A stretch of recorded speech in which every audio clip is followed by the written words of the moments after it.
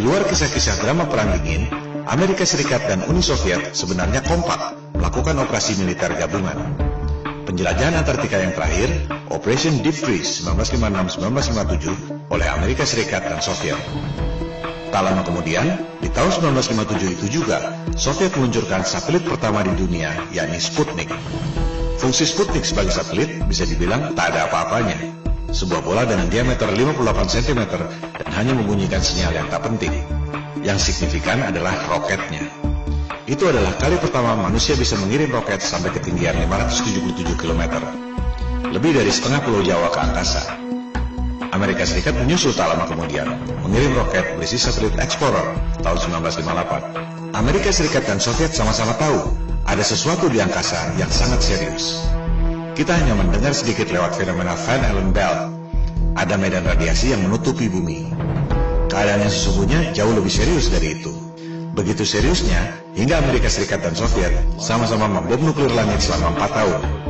Sebuah operasi militer yang sangat mahal yang tak mungkin dilakukan jika tidak benar-benar penting. Operasi ini disebut High Altitude Nuclear Explosions, disingkat HANE, dari tahun 1958 sampai 1962. Dulu top secret. Sekarang kita semua bisa mengakses informasi setelah rahasia tersebut dibuka ke publik 50 tahun kemudian, yakni tahun 2012 yang lalu. Kita bisa mengetahui nama operasinya masing-masing, tempatnya, waktunya, dan kekuatan bomnya. 1000 kali lebih dahsyat dari bom atom Hiroshima dan Nagasaki.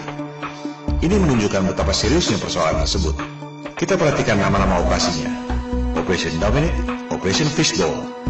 Kita pahami dulu apa maksudnya.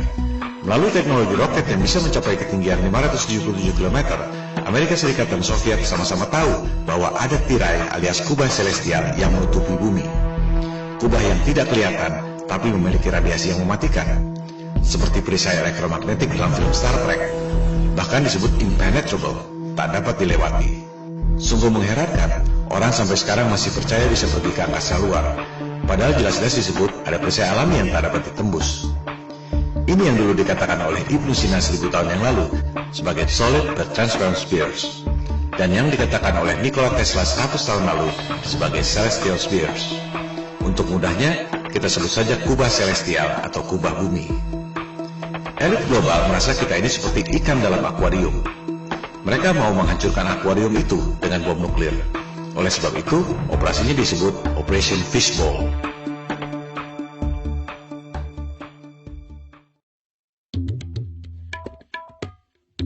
Elit global dan Freemason adalah titisan doktrinal dari Raja Nimrod yang membangun Menara Babel untuk menantang Tuhan yang menciptakan banjir Nabi Nuh.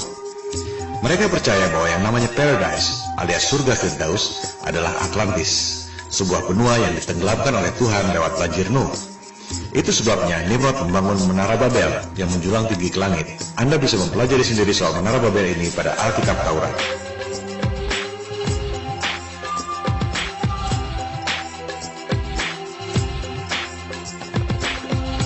Elit global melakukan hal yang sama, Operation Fishbowl, menghancurkan akuarium alias kubah celestial yang menutupi bumi dengan menggunakan bom nuklir. Persis seperti Raja Nimrod membangun Menara Babel menjulang tinggi ke angkasa untuk menantang Tuhan. Oleh sebab itu, operasi bom nuklir kubah bumi ini disebut Operation Dominic alias Operasi Tuhan.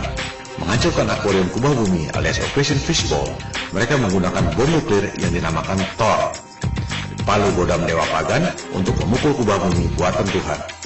Terakhir beredar rekaman video Operation Fishbowl tahun 1962 yang sudah boleh diakses publik setelah kadaluarsa 50 tahun. Mari kita saksikan. Anda tak akan pernah melihat hal seperti ini lagi dalam hidup Anda.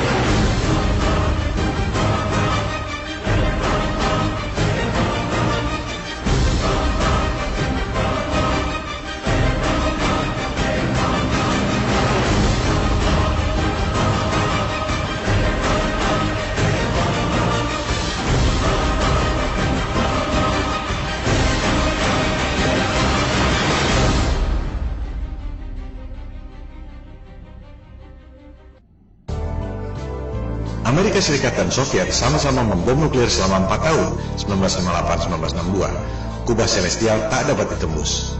Amerika Serikat dan Soviet sama-sama tahu tak ada yang bisa pergi ke angkasa luar. Perlombaan angkasa luar, termasuk perjalanan ke bulan, adalah sandiwara, bisnis hoax, di mana elit global mendapat keuntungan yang luar biasa dari anggaran negara. Soviet bangkrut, dolar inflasi, rupiah kita lebih hancur lagi. Elit global tak akan mengakui ini. Mereka lebih baik membunuh daripada mengakui bahwa mereka bohong soal angkasa luar. Tak akan ada resolusi damai. Yang ada ialah people power. Mosi tidak percaya pada penguasa global yang membuat bangkrut semua negara di dunia lewat hutang-hutang dan financial engineering. Tentang space program yang dilakukan oleh Amerika Serikat, Rusia, China, dan lain-lain akan kita bahas pada episode ke-6 NASA Hollywood. Sementara kita tutup episode kelima yang membahas argumen ke-8 bumi bola. Penerbangan keliling dunia dari barat ke timur atau sebaliknya tidak membuktikan bahwa bumi ini berbentuk bola. Sebab perjalanan tersebut sebenarnya adalah seperti jangka yang mengelilingi pusat lingkaran, yakni kutub utara pada bumi datar. Sebaliknya, rute Bali LA yang terpaksa mendarat darurat di Alaska karena wanita melahirkan tak akan terjadi jika buminya berbentuk bola. Rute tersebut hanya mungkin terjadi jika menggunakan peta bumi datar.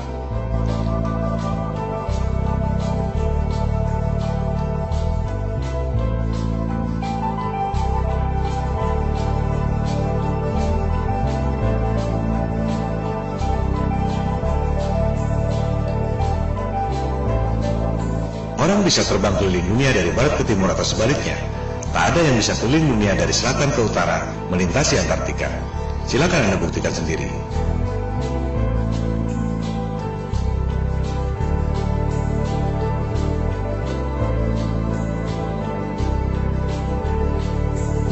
Hal ini membuktikan ada rahasia yang disembunyikan di Antartika.